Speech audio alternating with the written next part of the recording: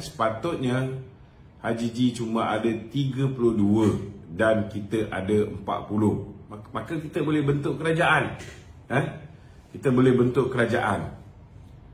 Namun saudara, yang menyedihkan kita, yang menyedihkan kita sekarang ni ialah di manakah kedudukan ahli-ahli Dewan Undangan Negeri daripada Pakatan Harapan. Itu sebab kita mengharapkan ahli-ahli Dewan Undangan Negeri daripada Pakatan Harapan ini, tidak sepatutnya mereka ini menyokong Haji G. Kalau mereka tidak menyokong Haji G, tuan-tuan, kalau mereka tidak menyokong Haji G, maka kita boleh angkat bom Mokhtar untuk mengetuai kerajaan negeri yang baru, dan selaras dengan kerjasama di peringkat persekutuan. Sewajarnya semua parti-parti ni, termasuklah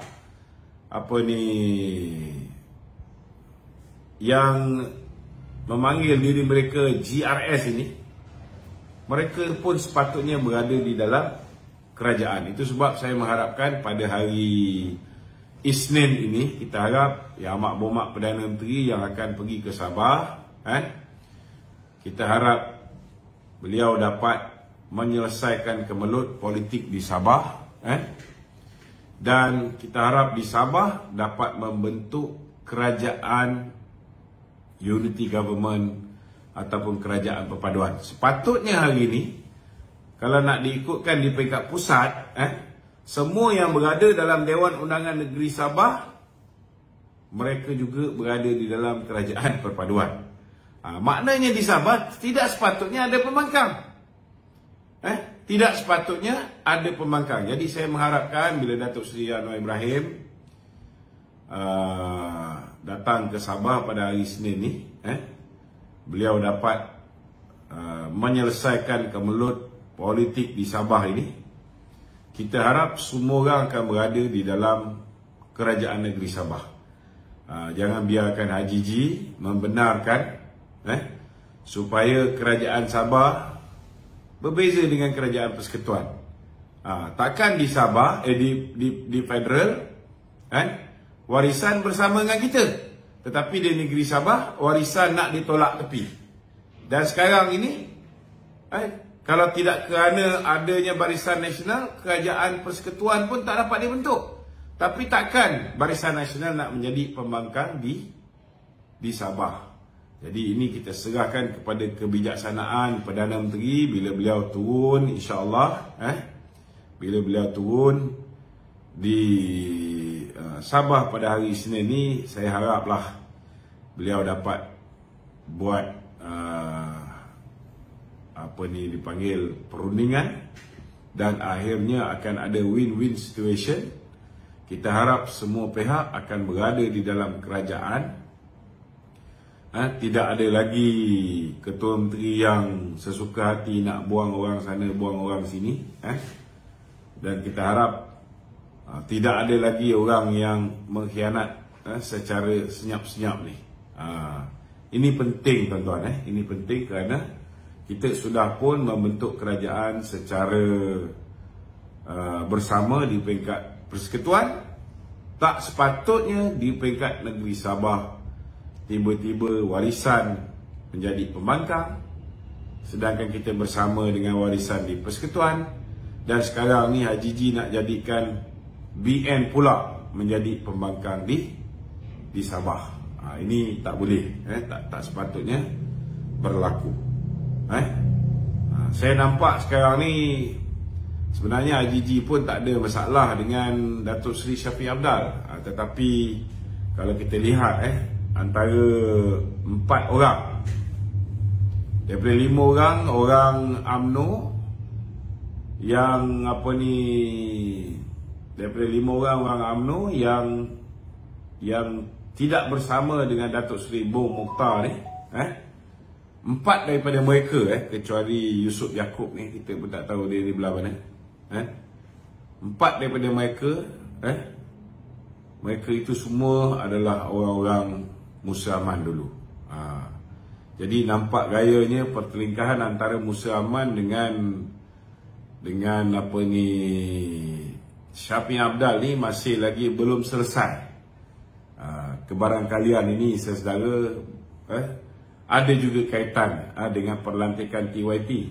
Kalau kita lihat IGG cuba nak meletakkan Musa Aman sebagai TYT yang baru, tetapi malangnya baru-baru ini TYT yang lama dikekalkan sebagai Tuan Yang Terutama Negeri Sabah kembali dilantik semula. Jadi ini antara apa yang berlaku di Sabah. Kita harap dalam masa terdekat ini, bila mana Datuk Seri Anwar Ibrahim turun, dia akan dapat menyelesaikan masalah. Semalam Datuk Seri Zahid telah pun berjumpa dengan rakan-rakan kita di Sabah, dan insya-Allah saya yakin Presiden akan mempertahankan supaya Barisan Nasional akan kekal berada di dalam kerajaan negeri Sabah, dan kita harap kemelut ini dapat diselesaikan seberapa segera yang mungkin. Kalau dulu awal-awal lagi kita tak bersama dengan geng-geng bersatu ni, selamat. Okey, silakan. Okay, Tok. Ada netizen tanya, Tok. Ya. Minta Wan forwardkan lah kalau dia sampai lambat.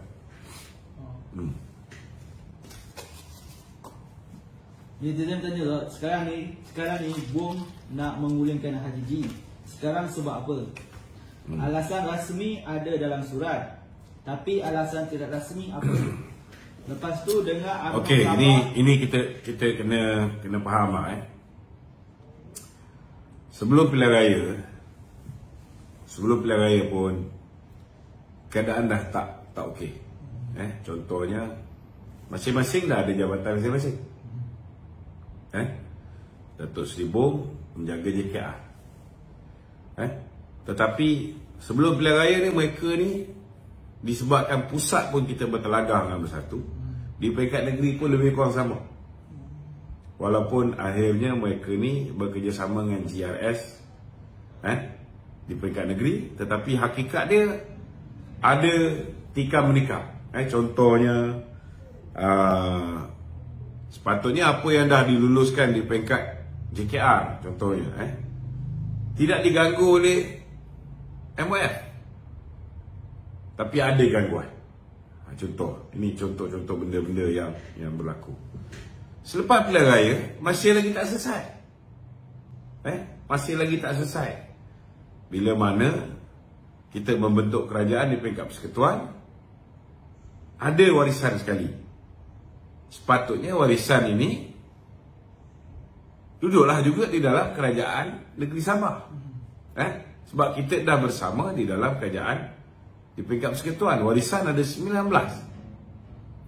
Kita tak boleh nafikan, jumlah dia cukup besar. Jadi ini tak berlaku.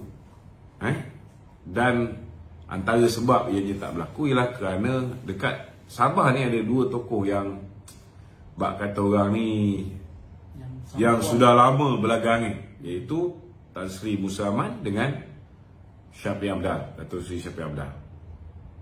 Ini kita kena faham.